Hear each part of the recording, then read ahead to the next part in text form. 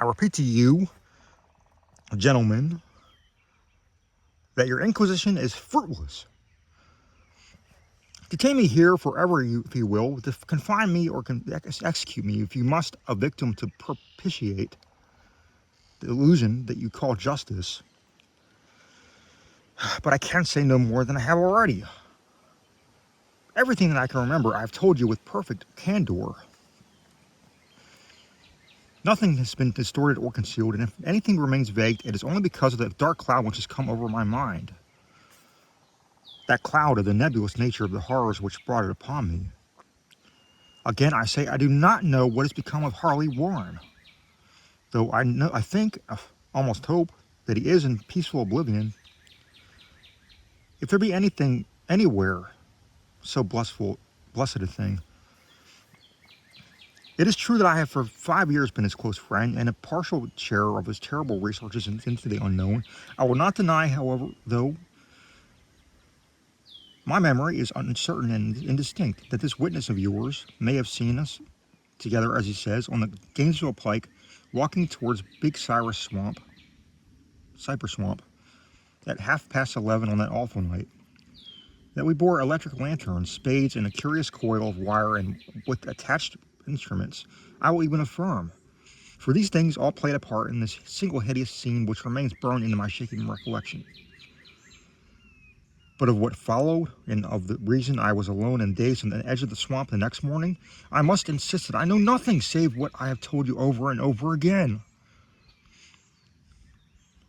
You say to me that there is nothing in the swamp or near it which could form the setting of that frightful episode? I reply, I know nothing beyond what I saw. Vision or nightmare it may have been. Vision or nightmare I fervently hope it was. Yet, it is all that my mind retains of what I took place in those shocking hours after we left the sight of men. And why Harley Warren did not return, or he or a shade, or some nameless thing, I cannot describe. Alone can tell. As I have said before, the weird studies of Harley Warren were well known to me, and to some extent shared by me. Of his vast collection of strange weird books and on forbidden subjects, I have read all written in the languages of which I master, but these are few and compared with those in languages I cannot understand. Most, I believe, are in Arabic, and the fiend-inspired book which brought on the end, the book which he carried in his pocket out of the world, was written characters whose like I never saw elsewhere. Warren would never tell me just what was in that book. As to that nature of our studies, must I say again that I no longer retain full comprehension? It seems to me rather merciful that I do not, for they were terrible studies, which I pursued more through reluctant fascination than through actual inclination. Warren always dominated me, and sometimes I feared him. I remember how I shuddered at his facial expression on the night before the awful happening, when he talked so incessantly of his theory.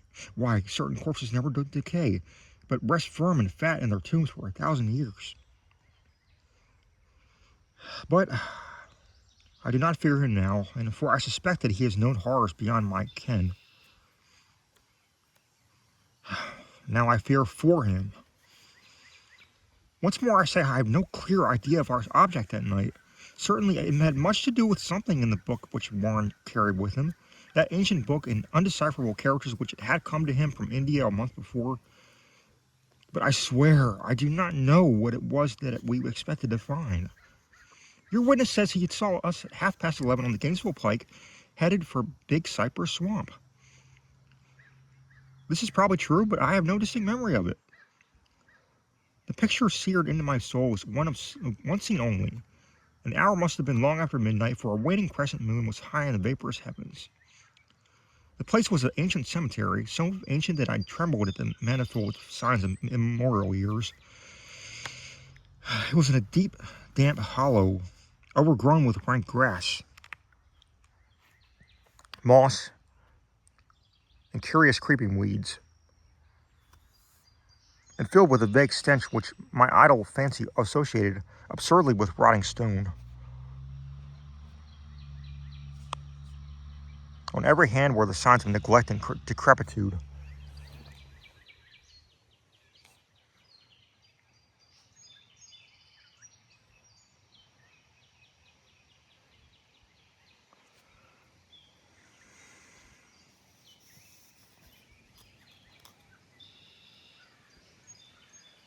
And I seemed haunted by the notion that Warren and I were the first living creatures to invade a lethal silence of the centuries.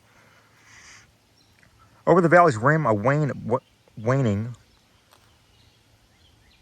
crescent moon peered through the noisome vapors that seemed to emanate from unheard-of catacombs, and by its feeble, wavering beams I could distinguish a repellent array of ancient slabs, urns, cenotaphs,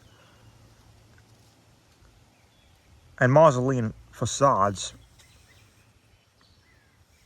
all crumbling, moss-grown, and moisture-stained, and partly concealed by the gross luxuriance of the unhealthy vegetation. My first impression was of my own presence in this terrible necropolis, concerns of the act of pausing with Warren before a certain half-obliterated sepulchre, and of throwing down some burdens which we had seemed to have been carrying. I now observed that I had with me an ancient electric lantern and 2 spades.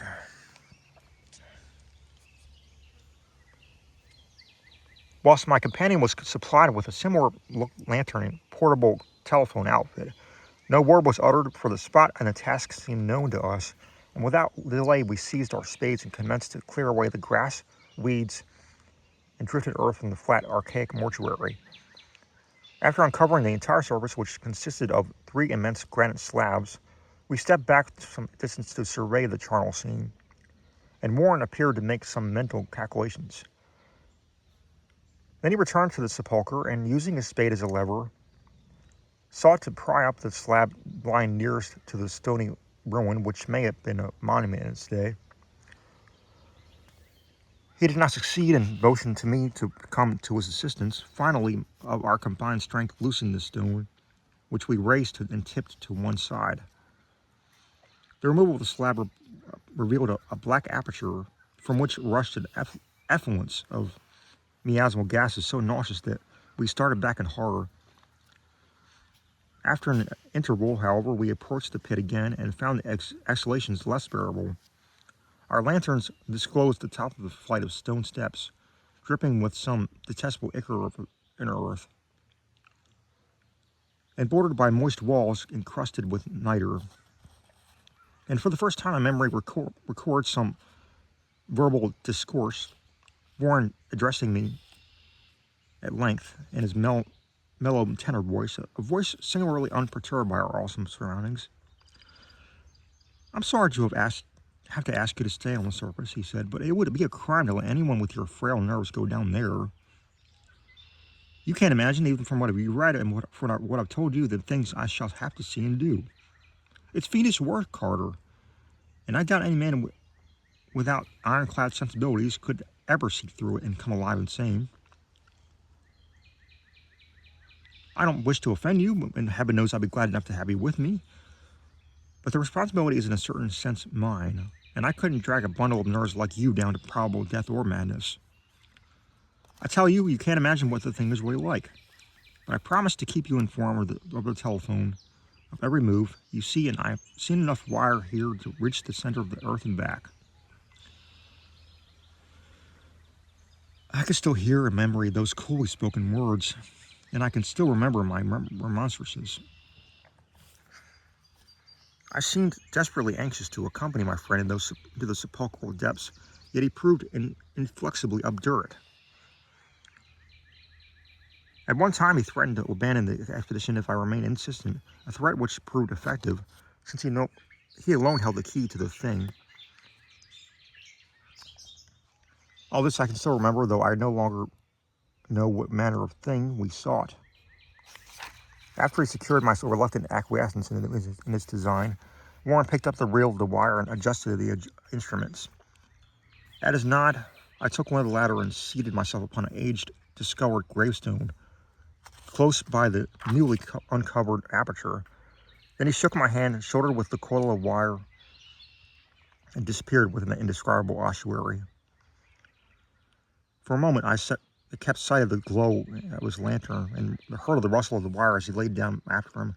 But the glow soon disappeared abruptly, as if a turn in the stone staircase had been encountered, and the sound died away almost as quickly. I was alone, yet bound to the unknown depths by those magic strands whose insulated surface lay green beneath the struggling beams of that waning crescent moon. In the lone silence of that hoary and deserted city of the dead, my mind conceived the most ghastly fantasies and illusions, and the grotesque shrines and monoliths seemed to assume a hideous personality, a half-sentience, amorous,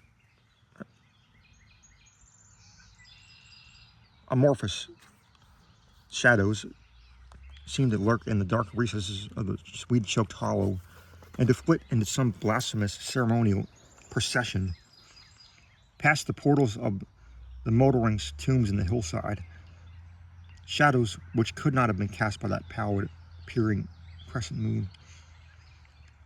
I constantly consulted my watch by the light of the electric lantern, and listened with that feverish anxiety at the receiver of the telephone, but for more than a quarter of an hour heard nothing.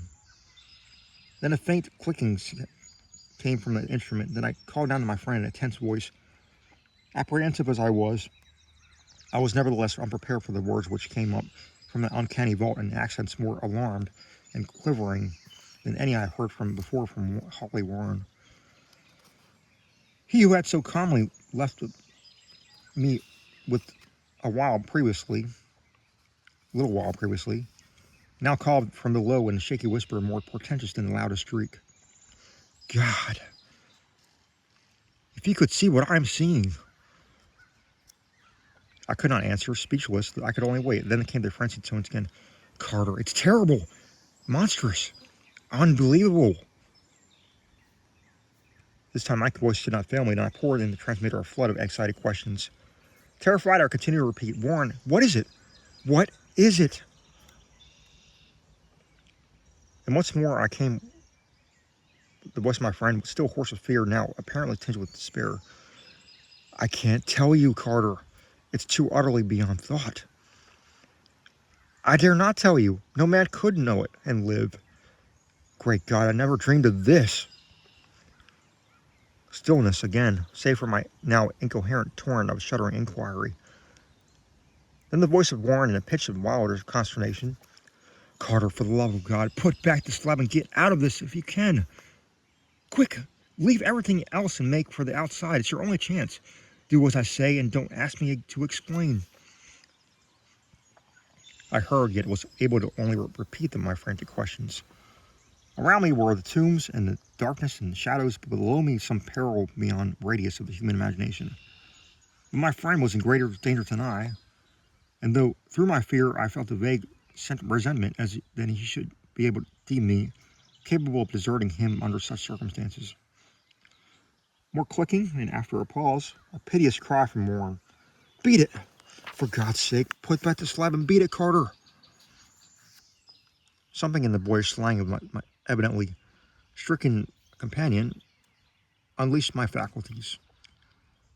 I formed a shout and shouted resolution. Warren, brace up! I'm coming down!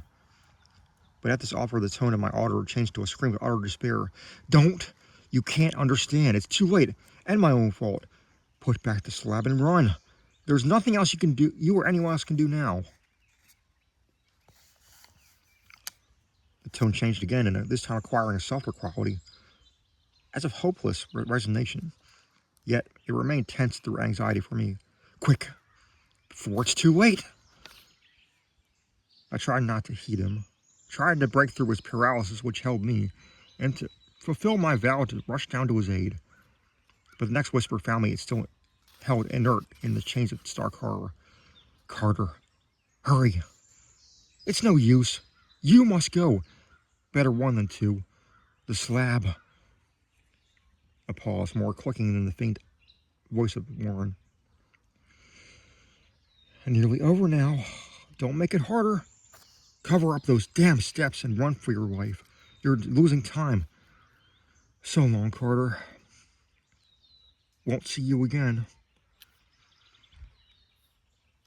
Here Warren's whisper swelled into a cry that gradually rose to a shriek fraught with the horror of the ages. Curse these hellish things, legions. My God, beat it, beat it, beat it. After that was silence. I know not how many interminable eons I sat stupefied, whispering, muttering, calling, screaming into that telephone. Over and over again, through these eons, I whispered, muttered, called, shouted, and screamed, Warren, Warren, answer me, are you there? And then there came to me the crowning horror of all, the unbelievable, the unthinkable, almost unmentionable thing.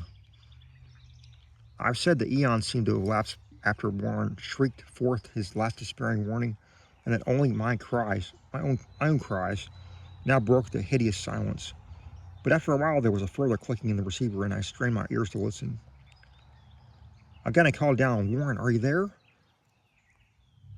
And in answer, heard the thing, which has brought this cloud over my mind. I do not try, gentlemen, to account for that thing, that voice, nor can I venture to describe it in detail, since the first words took away my consciousness and created a mental blank which reaches to the time of my awakening in the hospital. Shall I say that the voice was deep, hollow, gelatinous, remote, unearthly, inhuman, disembodied? What shall I say? It was the end of my experience, and it's the end of my story. I heard it, and knew no more. Heard it as I sat petrified in the unknown cemetery in the hollow, amidst the crumbling stones and the falling tombs, the rank vegetation and the miasmal vapors. Heard it well up from the innermost depths of that damnable open sepulchre, as I watched amorphous, necrophagous shadows dance beneath an accursed waning moon. And this is what it said. You fool! Warren is dead.